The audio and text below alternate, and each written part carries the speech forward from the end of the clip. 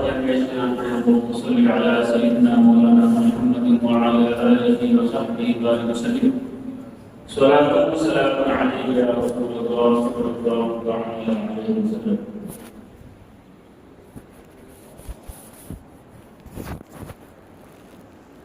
اللہ رب العزت کا بے پناہ شکر اور اس کا احسان ہے کہ اس نے ہمیں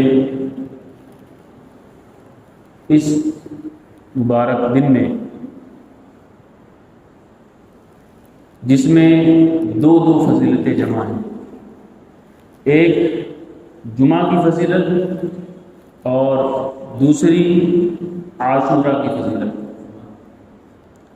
ان دو فضیلتوں والے دن میں اپنی بارگاہ میں حاضر ہونے کی توفیق عطا فرمائے. یہ بڑا مبارک دن ہے اور اس دن کی برکتیں اور اہمیتیں اور رحمتیں آپ سبھی جانتے ہیں، بچہ بچہ جانتا ہے. یہی وہ دن ہے کہ جس دن حضرت آدم علیہ السلام کی توبہ قبول کی. یہی وہ دن ہے جس دن حضرت نوح علیہ السلام کی کشتی جودی پہاڑ پر جا کر ٹھہری. یہی وہ دن ہے جس دن حضرت موسیٰ علیہ السلام کو فرعون اور اس کے لشکر سے نجات ملی. اور یہی وہ دن ہے کہ جس دن حضرت امام حسین رضی اللہ عنہ اور ان کے گھر والوں کو جامع شہادت پینے کی توفیق اللہ رب العزت کی بارگاہ سے ہوئی اور ملی. اور بھی بڑی فضیلتیں ہیں، چونکہ جیسا کہ میں نے عرض کیا کہ حضرت موسیٰ علیہ السلام کو اور بنی اسرائیل کو فرعون کے لشکر سے نجات ملی. اس خوشی میں بنی اسرائیل یا یہودی یوم عاشورہ کو روزہ رکھا کرتے تھے. چونکہ یہودی مکہ شریف میں نہیں تھے، یہودی کہاں آباد تھے؟ مدینۃ المنورہ میں آباد تھے، مدینہ شریف میں آباد تھے. جب ہجرت فرما کر آقا دو جہاں صلی اللہ علیہ وسلم مکہ شریف سے مدینہ شریف تشریف لے گئے تو وہاں پر دیکھا کہ یہود روزہ رکھتے ہیں عاشورہ کے دن. تو یہودیوں سے پوچھا کہ تم لوگ روزہ کیوں رکھتے ہو آج کے دن؟ تو انہوں نے کہا کہ آج کے دن ہمارے نبی حضرت موسیٰ علیہ السلام کو فرعون سے نجات ملی تھی، اس لیے اس خوشی میں ہم روزہ رکھتے ہیں اور شکرانے کے طور پر ہم روزہ رکھتے ہیں. تو حضور نبی کریم صلی اللہ علیہ وسلم نے فرمایا اننا احق بمحبت سیدنا موسیٰ علیہ السلام، کہ ہم مسلمان حضرت موسیٰ علیہ السلام کی محبت کے زیادہ حقدار ہیں، کیونکہ ہم اسی پیغام اور اسی مشن کو لے کر آگے بڑھ رہے ہیں، یعنی پیغام توحید کو آگے لے کر بڑھ رہے ہیں جس توحید کا پیغام حضرت موسیٰ علیہ السلام لے کر بڑھے تھے. تو ہم ان کی محبت کے زیادہ حقدار ہیں. اس لیے حضور صلی اللہ علیہ وسلم نے مسلمانوں کو حکم دیا کہ تم بھی عاشورہ کے دن روزہ رکھا کرو، لیکن یہودیوں کی مخالفت میں وہ ایک روزہ رکھتے ہیں، تم دو روزہ رکھا کرو. تو یوم التاسوعہ یعنی 9 محرم الحرام اور یوم عاشورہ یعنی 10 محرم الحرام کو پھر وہاں سے ایک روایت نکل گئی روزہ رکھنے کی. تو سبھی مسلمان ان دنوں میں روزہ رکھتے ہیں. اور اس کے بعد میں عاشورہ کے روز کی بڑی فضیلتیں ہیں. ایک دعا ہے بڑی مشہور ہے، حضرت امام زین العابدین رضی اللہ تعالی عنہ سے منقول ہے کہ یہ دعا جو یوم عاشورہ کے دن پڑھ لے گا تو 1 سال تک اس کو موت نہیں آئے گی، اور اگر موت آنی بھی ہوئی کسی سال تو اتفاقاً وہ اس سال اس دعا کو پڑھنا بھول جائے گا. تو وہ دعا بھی انشاءاللہ ہم لوگ نماز کے بعد پڑھیں گے. آپ سبھی لوگ رکیں، جمع ہوں اور سب اجتماعی دعا انشاءاللہ کریں گے تاکہ اس دعا کی برکت سے ہماری جو جائز حاجات ہیں وہ پوری ہو جائیں، اور ہم پر جو مصیبتیں ہیں امت اسلامیہ پر جو آج مصیبتوں کے بادل منڈرا رہے ہیں وہ اللہ رب العزت ان دعاؤں کے صدقے میں ان بادلوں کو ٹال دے۔ بہرحال آج کی تقریر کا جو ہمارا موضوع ہے وہ ہے فلسفہ شہادت امام حسین رضی اللہ تعالی عنہ اور اس سے حاصل ہونے والے درس اور سبق۔ آپ اگر مذاہب عالم کا مطالعہ کریں، دنیا میں جو بڑے بڑے مذاہب پائے جاتے ہیں ان کو دیکھیں، جائزہ لیں، تو یہ بات سامنے آتی ہے کہ ہر مذہب کا کوئی نہ کوئی ایک پیشوا ہوتا ہے، ایک کوئی امام ہوتا ہے جو اس مذہب کو آگے بڑھاتا ہے، جو اس مذہب کی دعوت دیتا ہے، تبلیغ کرتا ہے اس کے لیے۔ لیکن جب اس پیشوا کا انتقال ہوتا ہے، وہ دنیا سے جاتا ہے، تو اس کے دنیا سے جانے کے 100-200 سال کے اندر ہی اندر اس مذہب کی جو اصلی تعلیمات تھیں وہ بعد کے لوگوں نے بدل ڈالی۔ آپ چاہے مذہب عیسائیت کا مطالعہ کریں، چاہے مذہب یہودیت کو دیکھیں، چاہے ہندوازم کو دیکھیں، چاہے دنیا کے بڑے سے بڑے مذہب کو اٹھا کر دیکھیں، اس مذہب کی اصل تعلیمات 100-200 سال کے اندر بدل دی گئی۔ لیکن کیا وجہ ہے کہ مذہب اسلام جو دنیا کا سب سے پرانا مذہب ہے، وہ مذہب دنیا کا سب سے پہلا انسان جب اس دھرتی پر آیا، یعنی حضرت آدم علیہ السلام، تو اسلام کا پیغام لے کر آیا تھا، توحید کا پیغام لے کر آیا تھا۔ آج وہ لوگ جو یہ دعویٰ کرتے ہیں، جو یہ اعتراض کرتے ہیں اسلام پر کہ تمہارا مذہب تو نیا مذہب ہے، ہماری سبھیتا، ہمارا مذہب 5000 سال پرانا ہے، 6000 سال پرانا ہے، اتنا پرانا ہے کہ اس کی تاریخ بھی نہیں معلوم ہے۔ جس مذہب کی تاریخ نہ معلوم ہو، اس کی اصل تعلیمات کیسے لوگوں کو معلوم ہوگی؟ کیا پتا کہ اس کی اصل تعلیمات کیا تھی؟ بہرحال ان کا یہ اعتراض کہ ہمارا مذہب سب سے پرانا مذہب ہے، تمہارا مذہب تو آج سے 1400 سال پہلے آیا ہے، تمہارا نیا مذہب ہے۔ تو ان کو میں جواب دینا چاہوں گا کہ مذہب اسلام کوئی نیا مذہب نہیں ہے، مذہب اسلام اس دنیا کا سب سے پرانا مذہب ہے۔ مذہب اسلام اس وقت اس دنیا میں آیا جس وقت اس دنیا میں سب سے پہلا انسان حضرت آدم علیہ السلام اس دنیا میں تشریف لائے، اس وقت سے مذہب اسلام ہے۔ تو آخر کیا وجہ ہے مذہب اسلام اتنا پرانا مذہب ہے؟ اس کے بعد میں امت محمدیہ کا جو مذہب ہے، جس کی دعوت نبی کریم صلی اللہ تعالیٰ علیہ وسلم لے کر آئے، 1400 سال گزر گئے، لیکن جو تعلیمات، جو پیغامات نبی اکرم صلی اللہ علیہ وسلم نے دیے تھے وہ آج بھی ہمارے سینوں میں محفوظ ہیں، وہ آج بھی ہمارے ذہنوں میں محفوظ ہیں۔ اصل تعلیمات کیا؟ اصل تعلیمات تو توحید ہے، اصل تعلیم تو رسالت ہے، اصل تعلیم تو انبیاء اور رسول اور کتب پر ایمان لانا ہے۔ یہ تو بہت دور کی بات ہے، یہ تو محفوظ ہی ہے۔ نبی کریم صلی اللہ علیہ وسلم کی ایک ایک ادا حدیث کے صفحات میں موجود ہے، ایک ایک سنت حدیث کے صفحات میں موجود ہے، امت کے اعمال میں موجود ہے۔ کیا وجہ ہے کہ مذہب اسلام جس کی تعلیم نبی کریم صلی اللہ علیہ وسلم لے کر آئے تھے، وہ 1400 سال گزر گئے لیکن اس پر ایک حرف نہ آ سکا، اس میں کوئی تبدیلی نہیں آئی، وہی تعلیمات ہیں، وہی پیغامات ہیں، وہی اصول ہیں۔ کیا وجہ ہے کہ دیگر مذاہب کی اصل تعلیمات بدل گئی لیکن مذہب اسلام کی اصل تعلیم نہیں بدلی؟ اگر آپ وجہ ڈھونڈنے نکلیں گے تو بہت ساری وجوہات ہیں، ان میں سے ایک وجہ جو ہمیں نظر آتی ہے وہ یہ ہے کہ اور قوموں کے پاس، دیگر قوموں کے پاس حضرت امام حسین نہیں تھے، اسلام کے پاس حسین اعظم ہیں جن کی قربانیوں نے اسلام کو زندہ کر دیا، اسلام کو پائندہ کر دیا، اسلام کو وہ حیات بخش دی کہ رہتی دنیا تک اگر کوئی مذہب رہے گا تو مذہب اسلام رہے گا۔ ان الدین عند اللہ الاسلام کی عملی تفسیر کربلا میں حضرت امام حسین رضی اللہ تعالیٰ عنہ نے پیش کر دی تھی، حضرت امام حسین رضی اللہ تعالیٰ عنہ نے پیش کر دی تھی۔ اسی لیے ایک بہت بڑے شاعر ہیں جن کا نام ادیب رائے پوری ہے، وہ فرماتے ہیں کہ آل نبی کا کام تھا، آل نبی ہی کر گئے، کوئی نہ لکھ سکا ادیب ایسی کتاب ریت پر۔ تو مذہب اسلام کو بچانے کا کام اور اس کو بچانے کے لیے اپنی جانوں کو کا نذرانہ پیش کرنے کا کام آل نبی کا تھا جو وہ کر گئے، آل نبی کا کام تھا۔ آج یہ سوال کیا جاتا ہے کہ آخر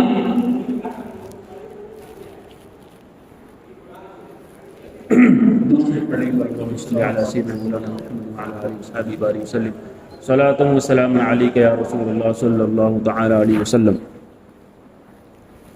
بسم اللہ الرحمن الرحیم. تو آج یہ سوال کیا جاتا ہے کہ آخر اس کربلا کی ضرورت کیوں پیش آئی؟ حضرت سیدنا امام حسین رضی اللہ تعالی عنہ کو کیا کرنا تھا؟ بس یہی تو کرنا تھا کہ وہ یزید کے ہاتھ پر بیعت کر لیتے، ان کی جان بچ جاتی، ان کا گھرانہ بچ جاتا. اور جان کو بچانا سب سے پہلا بڑا فرض ہے. آپ یہ بھی تو کر سکتے تھے کہ وقتی طور پر بیعت کر لیتے کربلا کے میدان میں، اس کے بعد میں مدینہ تشریف لاتے، واپس دوبارہ بیعت سے پھر جاتے. کیا وجہ تھی کہ اپنی جان کو قربان کر دیا؟ کیا وجہ تھی کہ اپنے بچوں کو قربان کر دیا؟ کیا وجہ تھی کہ حضرت علی اکبر رضی اللہ تعالی عنہ کی کڑی الجوانی پر بھی ان کو ترس نہ آیا؟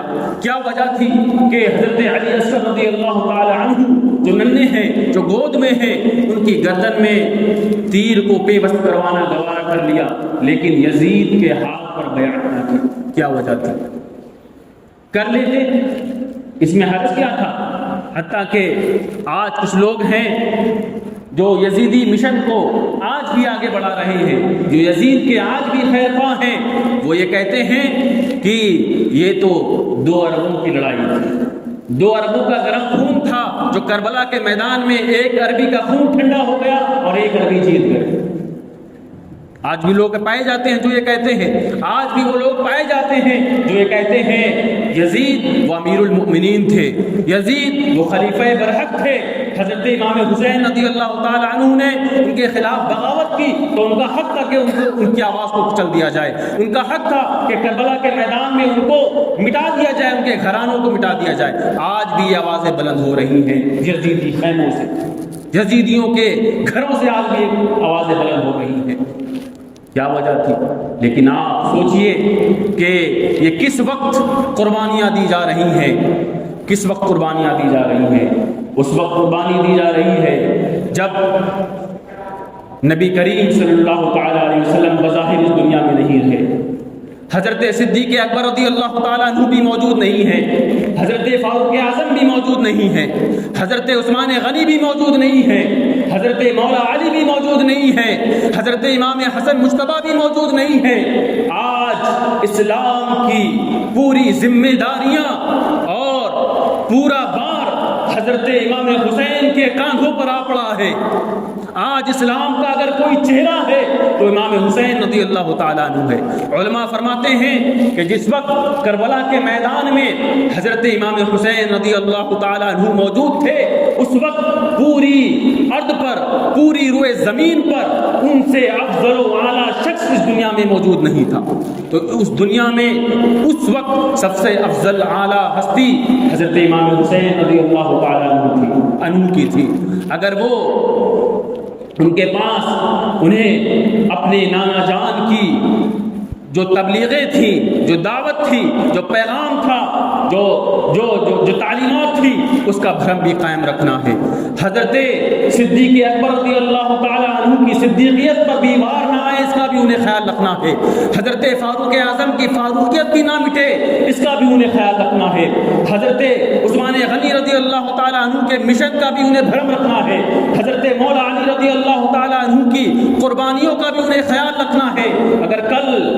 اگر اس دن حضرت امام حسین رضی اللہ تعالی عنہ یزید کے ہاتھ پر بیعت کر لیتے تو اسلام کی رہتی دنیا تک لوگوں میں یہ پیغام چلا جاتا، یہ درس چلا جاتا کہ اگر وقت آئے اور ظالم کے ہاتھ پر بیعت کرنی پڑے، ظالم کو اپنا قائد ماننا پڑے، ظالم کو اپنا پیشوا ماننا پڑے، تو ظالم کو اپنا پیشوا مان لیا جائے، ظالم کو اپنا قائد مان لیا جائے، ظالم کو اپنا حاکم مان لیا جائے. اگر وقت ایسا آ جائے تو یہ رواج پڑ جاتا، اس لیے امام حسین رضی اللہ تعالیٰ عنہ نے اپنا پورا گھرانہ قربان کرنا تو برداشت کر لیا۔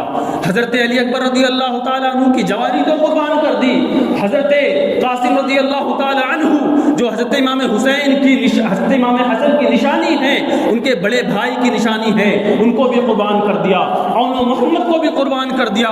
حضرت علی اصغر رضی اللہ تعالیٰ عنہ کے سینے میں، گردن میں اور ان کے حلقوم میں تیر پیوست ہو جائے یہ تو گوارا کر لیا، لیکن نانا جان کی شریعت پر آنچ آ جائے یہ گوارا نہیں۔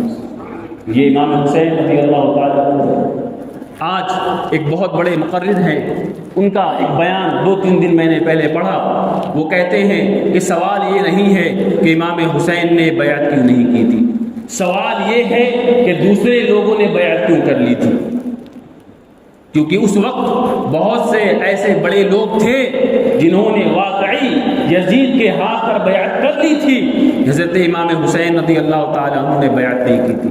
تو آخر کیا وجہ ہے کہ دوسروں نے بیعت کر لی، امام حسین رضی اللہ تعالیٰ عنہ نے بیعت نہ کی؟ اس کی وجہ کچھ اور ہے۔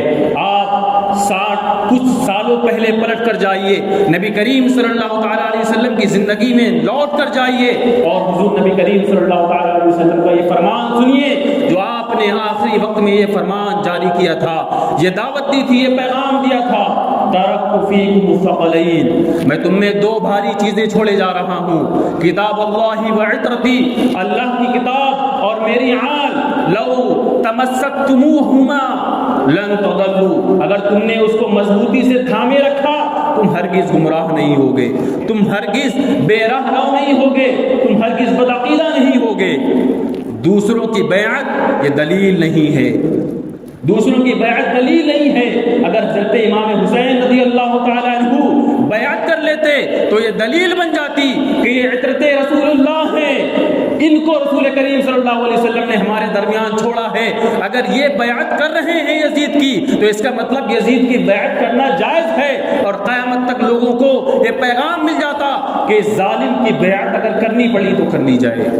اس لیے امام حسین رضی اللہ تعالیٰ عنہ نے بیعت نہیں کی تھی، کیونکہ وہ تو عطرت رسول اللہ تھے۔ اور اس کے بعد میں آپ سوچیں، آپ نے حضرت امام حسین رضی اللہ تعالیٰ عنہ کے فضائل سنے ہوں گے، بے شمار فضائل ہیں حضرت امام حسین رضی اللہ تعالیٰ عنہ کے، اہل بیت کے، حضرت امام حسن رضی اللہ تعالیٰ عنہ کے۔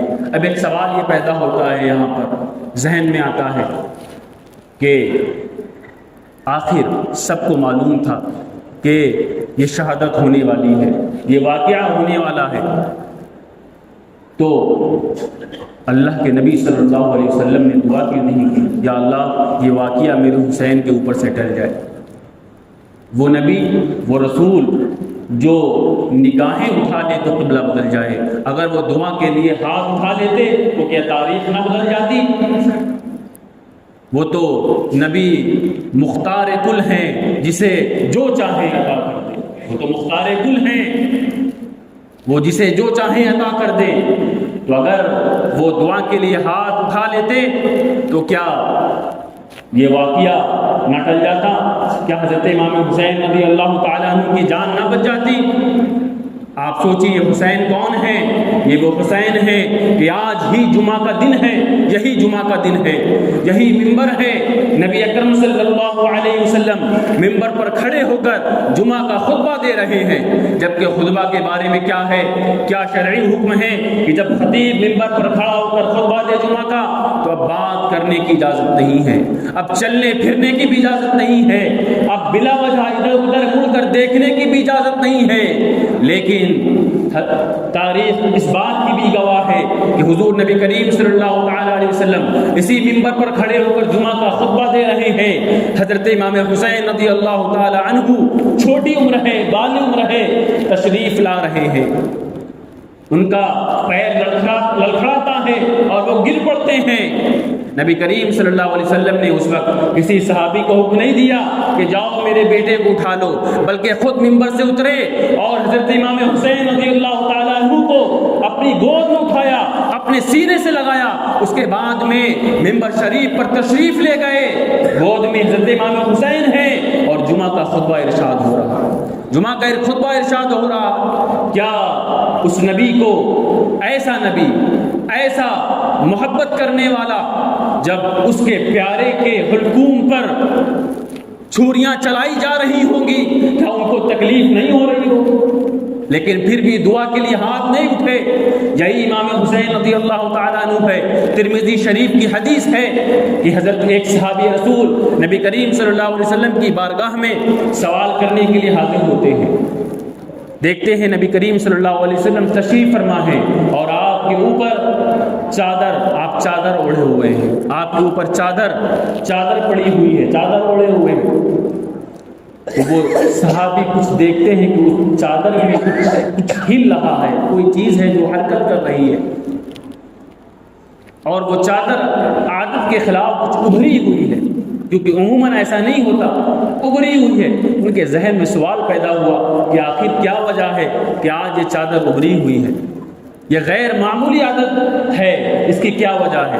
لیکن انہوں نے سوال نہیں کیا، شرم آگے آئی، ان کی ہمت نہیں پڑی کہ آقا کریم صلی اللہ علیہ وسلم سے سوال کریں، یا رسول اللہ صلی اللہ علیہ وسلم یہ آپ کی چادر آج بدلی کیوں لگ رہی ہے؟ انہوں نے جو مسئلہ پوچھنا تھا وہ پوچھا اور جانے لگے۔ جب جانے لگے تو نبی کریم صلی اللہ تعالیٰ علیہ وسلم نے ان کو آگے بلایا، ان کو بلایا، روکا، کیونکہ آپ کو اللہ رب العزت نے تو علم غیب عطا فرمایا، علم غیب عطا فرمایا تھا، آپ دلوں کا حال جان لیا کرتے تھے۔ ان کو بلایا اور پوچھا کہ تم کچھ پوچھنا چاہتے ہو، پوچھو کیا پوچھنا چاہتے ہو، اور بلانے کی بھی شاید کوئی وجہ رہی ہو، ابھی آپ کو وجہ سمجھ میں آئے گی۔ کچھ پوچھنا چاہتے ہو پوچھو۔ تو حضرت وہ جو صحابی تھے وہ پوچھنے آئے تھے، انہوں نے پوچھا یا رسول اللہ صلی اللہ علیہ وسلم، یا آج آپ کی چادر کچھ ابھری نظر آ رہی ہے، اس میں سے ہلکی ہلکی حرکت ہو رہی ہے، کیا وجہ ہے؟ تو حضور نبی کریم صلی اللہ تعالیٰ علیہ وسلم نے اپنی چادر مبارک کو کھول دی، چادر مبارک کو کھولا تو ایک پہلو پر حضرت امام حسن رضی اللہ تعالیٰ عنہ تشریف فرما ہے، اور ایک پہلو پر حضرت امام حسین رضی اللہ تعالیٰ عنہ تشریف فرما ہے۔ اس کے بعد میں فرماتے ہیں انہما ابنایا و ابنا ابنتی، کہ یہ دونوں میرے بیٹے ہیں، میری بیٹی کے بیٹے ہیں۔ اس کے بعد میں دعا کی اللہ، اور اس کے بعد میں دعا کی، انہیں بتایا اور دعا کے لیے ہاتھ اٹھائے، اللہم انی احبہما، یا اللہ تو گواہ ہو جا کے میں ان سے محبت کرتا ہوں۔ اس کے بعد میں جو حدیث کے الفاظ ہیں، جو دعا کے الفاظ ہیں، ہر وہ حسینی جو حضرت امام حسین رضی اللہ تعالیٰ عنہ سے، جو اہل بیت کرام سے، جو صحابہ کرام سے محبت کرتا ہے، وہ نبی کریم صلی اللہ علیہ وسلم کی اس دعا میں شامل ہے۔ اور وہ یزیدی جو یزید کو آج کے امیر المؤمنین کہہ رہے ہیں، ان کا اس دعا میں کوئی حصہ نہیں ہے۔ حضور نبی کریم صلی اللہ تعالیٰ علیہ وسلم آگے ارشاد فرماتے ہیں اللہم احبہما، یا اللہ تو ان سے محبت، ان دونوں سے محبت فرما، واحب من احبہما، اور ان سے بھی محبت فرما جو ان دونوں سے محبت کرے۔ تو جو حضرت امام حسین سے محبت کرتا ہے، حضرت امام حسن المجتبیٰ سے محبت کرتا ہے، اہل بیت کرام سے محبت کرتا ہے، وہ نبی کریم صلی اللہ تعالیٰ علیہ وسلم کی اس دعا کا حصہ ہے۔ اس سے اللہ محبت کرتا ہے اور اس سے رسول اللہ محبت کرتے ہیں۔ تو کہنے کا مقصد یہ ہے کہ جو رسول اتنی محبت کرتا ہو، اتنی الفت کرتا ہو، جب کربلا کے میدان میں اس کا شہزادہ گھوڑے کی پیٹھ سے گر رہا ہوگا، کیا اسے تکلیف نہیں ہو رہی ہوگی؟ ضرور تکلیف ہو رہی ہوگی، لیکن پھر کیا وجہ ہے کہ دعا کے لیے ہاتھ نہیں اٹھائے، دعا کے لیے ہاتھ نہیں اٹھائے؟ زندگی بھر محبتیں ہوتی رہی، عنایتیں ہوتی رہی۔ جو ہمارے اسٹوڈنٹس ہیں وہ جانتے ہیں کہ اب جب اسکول میں پڑھتے ہیں، کالج میں پڑھتے ہیں، تو پورا سال جو معلم ہوتا ہے، استاذ ہوتا ہے، آپ کو پڑھاتا ہے، شفقت کے ساتھ پڑھاتا ہے، بیٹے کی طرح پڑھاتا ہے، ایک ایک درس رٹاتا ہے، پورا سال شفقتیں لٹاتا ہے، لیکن جب امتحان کا وقت آتا ہے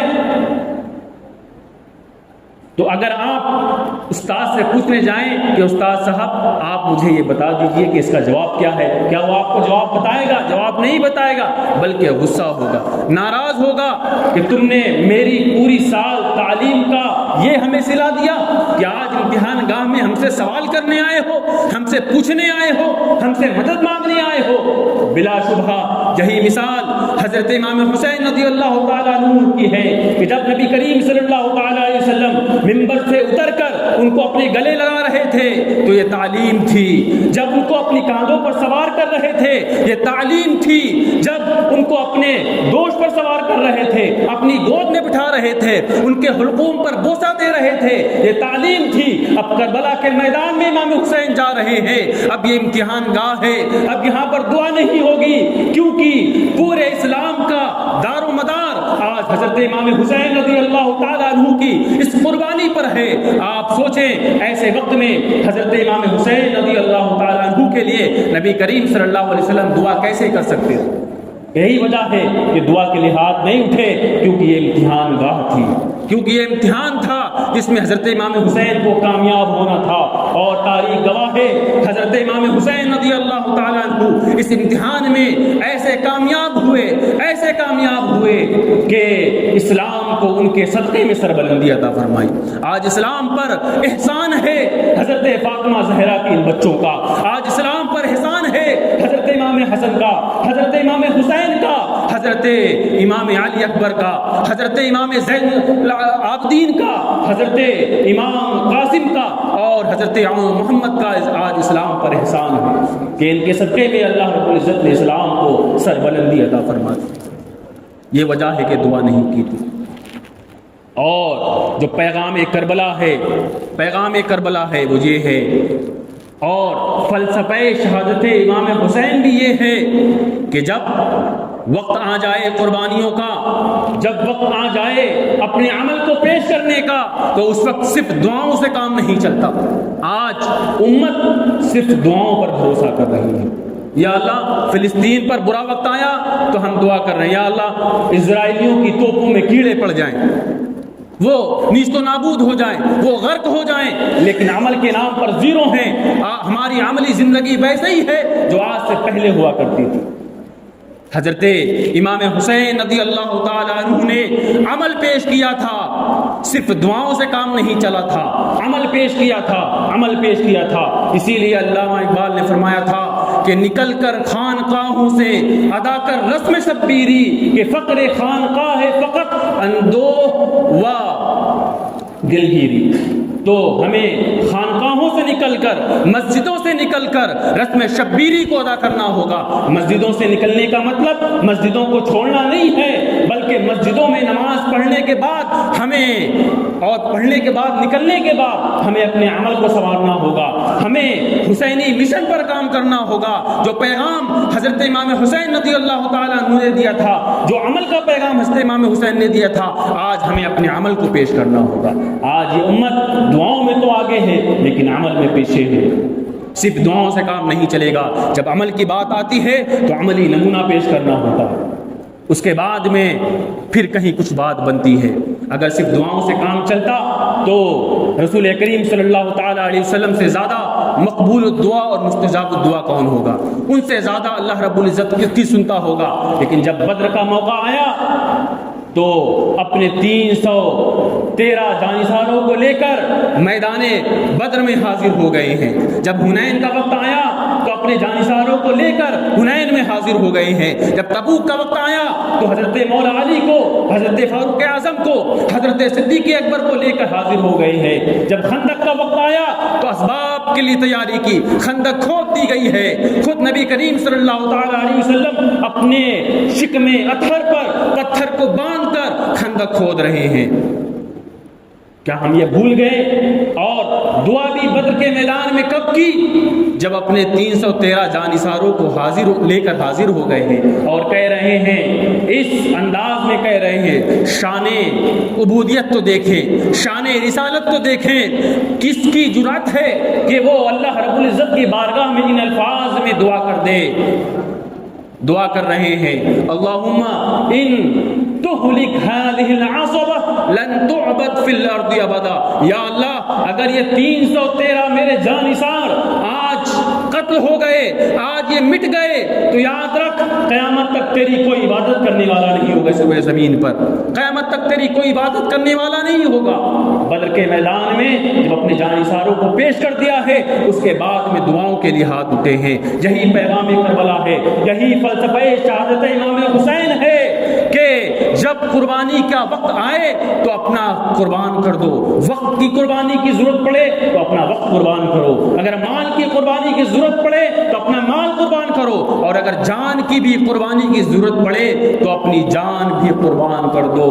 لیکن ظالم کے سامنے اور ظالم کے آگے سمجھوتا نہیں کرو, دین کے اصولوں سے سمجھوتا نہیں کرو. اگر دین کے اصولوں سے کوئی ٹکراتا ہے, کوئی اس کے آگے آتا ہے, تو تمہارا سگا باپ بھی کیوں نہ ہو, تمہارا سگا بھائی بھی کیوں نہ ہو, اس کو چھوڑ دو, لیکن دین کے اصولوں سے سمجھوتا نہ کرو. یہی پیغام کربلا ہے, یہی فلسفہ شہادت امام حسین رضی اللہ تعالیٰ عنہ ہے. اللہ رب العزت کی بارگاہ میں دعا ہے کہ اے اللہ ہم سب کو حضرت امام حسین رضی اللہ تعالیٰ عنہ کے اس دیے ہوئے پیغام پر عمل کرنے کی توفیق عطا فرمائیں. آخر میں 2-4 اشعار پیش کر دوں, نظم میں نہیں بلکہ ترنم میں نہیں بلکہ ایسے ہی سادے انداز میں. حضرت ادیب رائے پوری لکھتے ہیں کہ آیا نہ ہوگا اس طرح حسن و شباب ریت پر, گلشن فاطمہ کے تھے سارے گلاب ریت پر, اور جانے بطول کے سوا کوئی نہیں کھلا سکا قطرہ آب کے بغیر اتنے گلاب ریت پر. اور جتنے سوال عشق نے آل رسول سے کیے, ایک کے بعد ایک دیا سارے جواب ریت پر.